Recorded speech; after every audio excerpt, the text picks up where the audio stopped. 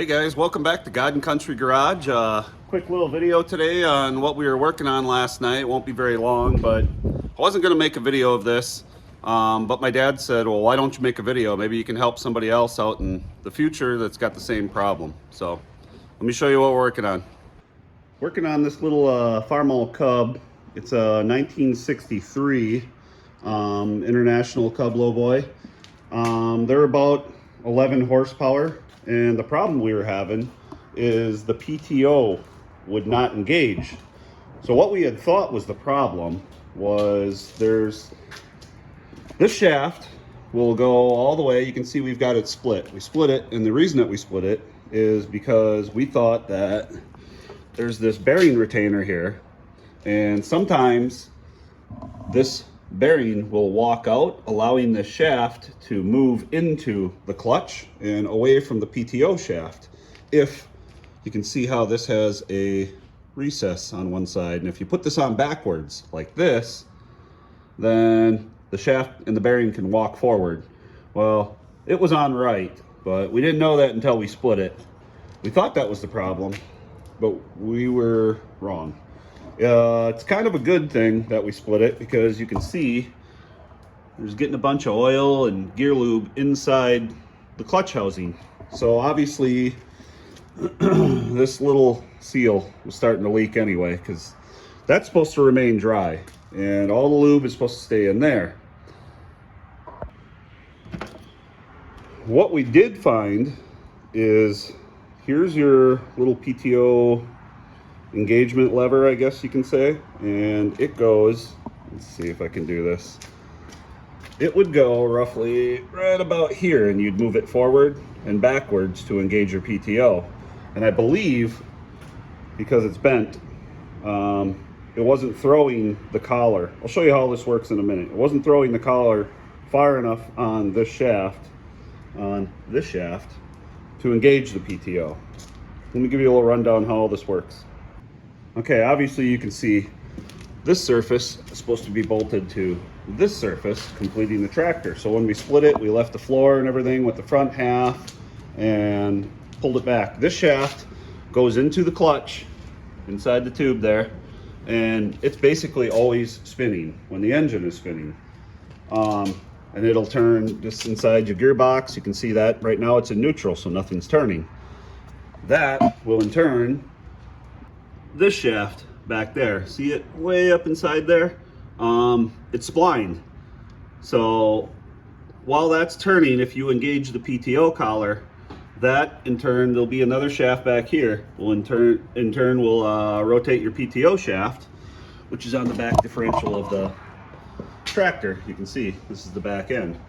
How it all works is, all right, obviously this is a part, but this will be inside here, and it'll stick out this hole here, and basically here's your little lever to engage your PTO. Get that in there. And when you throw it forward, see if I can manipulate my hands here, when you move this back and forth, this little arm will move back and forth in there, and it'll slide a collar on and off of this spline shaft back there. So like if it's this way, the collar is slid back onto the PTO and not engaging this. When you tip the handle back, it'll pull that collar forward, and then it will engage the PTO with the drive shaft or the clutch shaft, whatever you want to call it.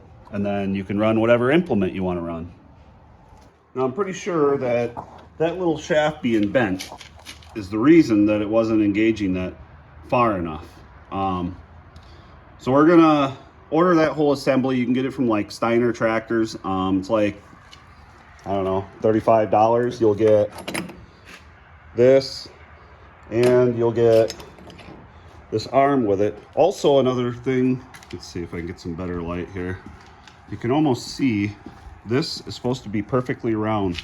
This pin will lock into that collar, and you can see she's been getting wore for a while, so that was part of the problem also. So we're gonna get a new one of those, a new one of these seals here, and obviously all the gaskets, and throw it back together and see if we can get this PTO working. My dad uses this to run a flail in his field, and This is probably something you guys already all know, but what a flail is, like a big lawnmower. It turns a drum with a bunch of teeth on it, and it'll knock down sapling trees and grass, and it's not so good for grass because it seems to bind up in there. But either way, he wants to get that running and using it again in his field.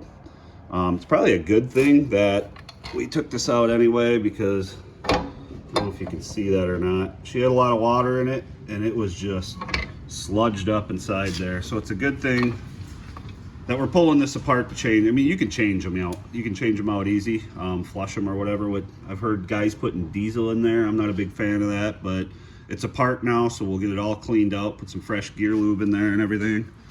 And like I said, also, you can see we were getting gear lube all the way up in here, and this is supposed to remain dry.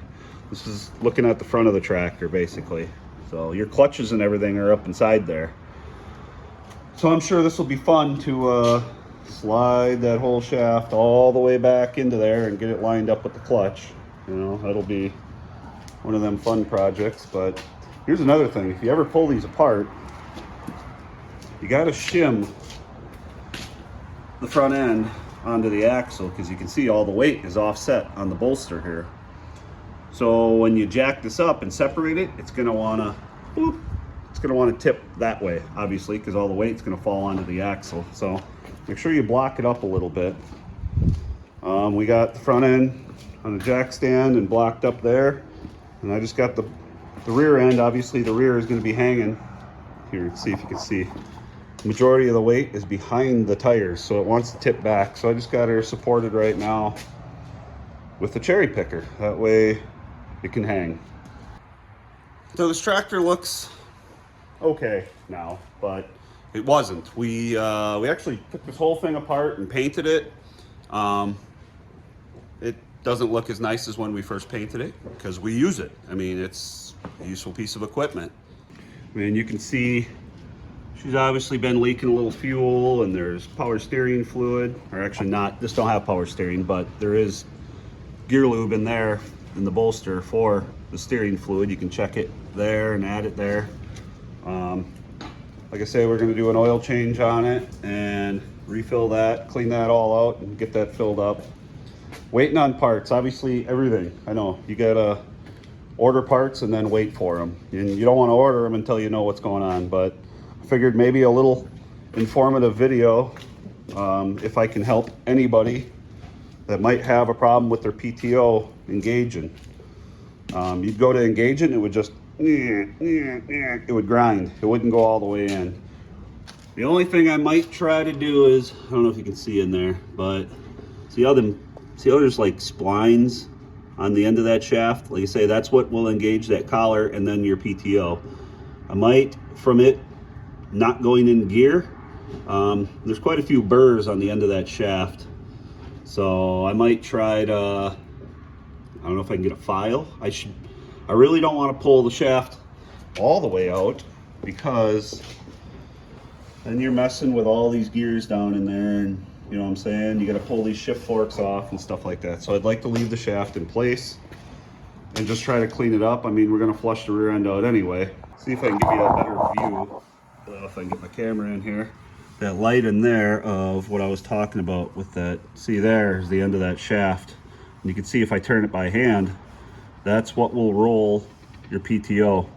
But you see all them, the camera won't focus. See all them boogered up ends on there? I got to try to get a file or a little Dremel or something in there. Well, there you go. That's what I've been working on for the last day. Like I said, if you're having PTO problems, oh, there goes a bolt I'll never find. Try to look for this first. I mean, the obvious things, or even, like I said, this pin not being around anymore. See, let's get that flat spot on it. You want to look at that before you split it. Like I say, this one, it's not a bad idea that we split it anyway, because obviously that seal was leaking. But if I could have helped anybody at all if they're having PTO problems, I hope I did. And a little bit of info. If you've got recommendations on the easiest way of putting this thing back together, go ahead and comment them down, because I don't split tractors a whole lot. Luckily, this thing only weighs like 1,500 pounds, I think, so shouldn't be too hard to finagle it back and forth and get it together. But as soon as we get parts, I will do a video of us putting it back together, and I'll show you everything I took apart to get it split and the process of putting it back together. So the Belvedere, we're waiting on some parts for that. I went way over budget and ordered carpet. I figured if we're gonna put the seats back in it, we might as well put carpet back in it, and ordered some new tires, and we're waiting on brake shoes and stuff like that. And that's coming up pretty soon. So bear with me on that, but we will get this thing running, driving, and doing some burnouts soon here. So God bless everyone, and thanks for watching.